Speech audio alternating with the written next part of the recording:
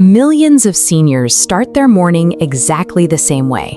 They open a plastic organizer, pull out a tiny white pill, and swallow it with their coffee, treating their blood pressure medication with the same casual routine as a daily multivitamin. But that routine hides a dangerous assumption. Most people believe that whether the bottle says Amlodipine, Lisinopril, or Losartan, the pill inside is doing the exact same job in the exact same way, simply pushing a number down. Take Walter, a diligent 74-year-old former engineer.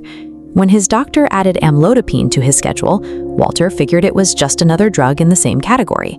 But within 3 months, his feet had swollen so much he couldn't fit into his regular walking shoes, and his legs felt heavy and full by late afternoon. Because nobody had ever explained how this specific pill worked, Walter assumed the worst. He stopped walking, endured the discomfort in silence, and started terrified internet searches, convinced his circulation was failing and he was in the early stages of heart failure. He wasn't. Walter's story shows what happens when we fail to differentiate between the distinct chemical classes of these drugs. Predictable mechanical side effects get misinterpreted, and highly manageable situations turn into terrifying, unmanaged medical crises. Amlodipine is a calcium channel blocker. It doesn't work by changing your blood chemistry. It acts more like a plumber, focused entirely on the physical structure of your vessels. If you look at the schematic, you'll see how it actually operates.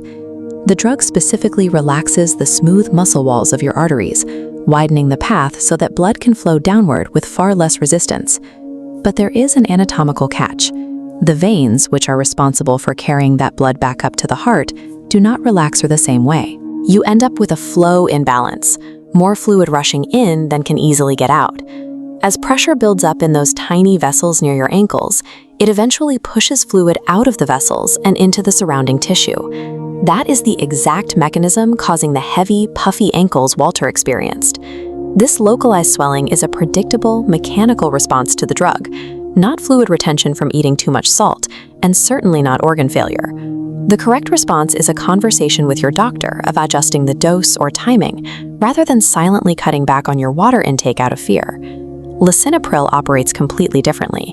It is an ACE inhibitor, meaning it lowers pressure by blocking a specific enzyme in your body that naturally tightens blood vessels. This chemical blockade comes with a very specific, widely misunderstood side effect: a dry, scratchy, relentless tickle in the back of the throat. Because it often appears 3 or 4 months into treatment, patients rarely connect it to the pill they've been taking all along, blaming it instead on dust or seasonal allergies.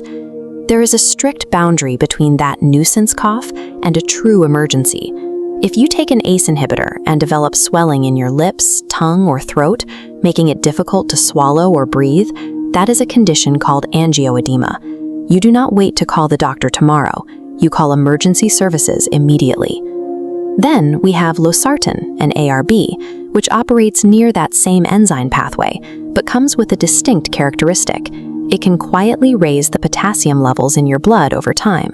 For most people, this stays safely within a normal range, but a hidden collision often occurs when health-conscious seniors decide to cut back on sodium and switch to popular low-sodium salt substitutes, unaware that these products are almost entirely made of potassium chloride. This graph illustrates the threat. You start with a baseline potassium level that is already slightly elevated by the medication. When you start heaping a potassium-based salt substitute onto every meal, you overload the system, pushing potassium high enough to actively threaten the electrical rhythm of your heart. High potassium rarely causes obvious symptoms right up until it causes serious ones. Understanding exactly how your specific drug alters your internal chemistry is the only way to prevent well-intentioned, healthy lifestyle choices from creating severe biological collisions. Beyond the specific drug categories, there is another hazard that seniors face far more frequently than anyone else. Your prescribed dose is precisely calibrated for a healthy, well-hydrated internal environment. But when you catch a stomach bug, endure a few days of vomiting, or simply sweat heavily during a hot summer week without drinking enough fluids, your body's natural blood pressure baseline plummets. If you swallow your normal, full-strength dose under those dehydrated conditions, the drug pushes an already low pressure even lower. This can cause severe dizziness, lead to extreme faintness, and sudden kidney strain. That kidney strain brings us to the most common drugstore hazard of all. Many seniors routinely manage joint pain or arthritis flare-ups by picking up over-the-counter pain relievers like ibuprofen or naproxen, completely ignoring that they are also taking a daily blood pressure pill. Looking at this filtration model, you can see exactly why this combination is punishing. The blood flow to the kidneys drops drastically when the blood pressure medication and the over-the-counter pain reliever interact, especially if the patient is even mildly dehydrated. This sharply increases the risk of acute kidney injury. Your internal organs do not distinguish between a carefully prescribed pill and a cheap box from the drugstore. They only respond to chemistry. Navigating routine illnesses and daily aches safely requires having a preemptive sick day plan from your doctor before you ever need it. Navigating routine illnesses and daily aches safely requires having a preemptive sick day plan from your doctor before you ever need it. Even on a good day, the physics of these medications demand respect. Many people experience a brief wobbly moment when standing up from the couch or getting out of bed.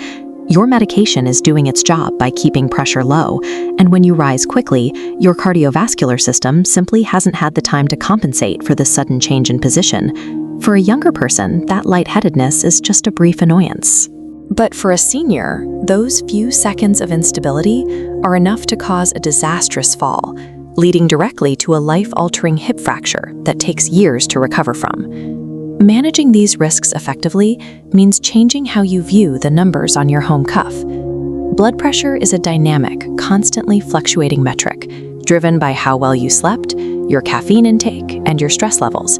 It is not a fixed grade on a report card. When patients react impulsively to a single high reading on a random Tuesday by taking extra pills or skipping a dose because the number looked good, they shatter the exact thing the medication is designed to build: a stable, consistent chemical environment.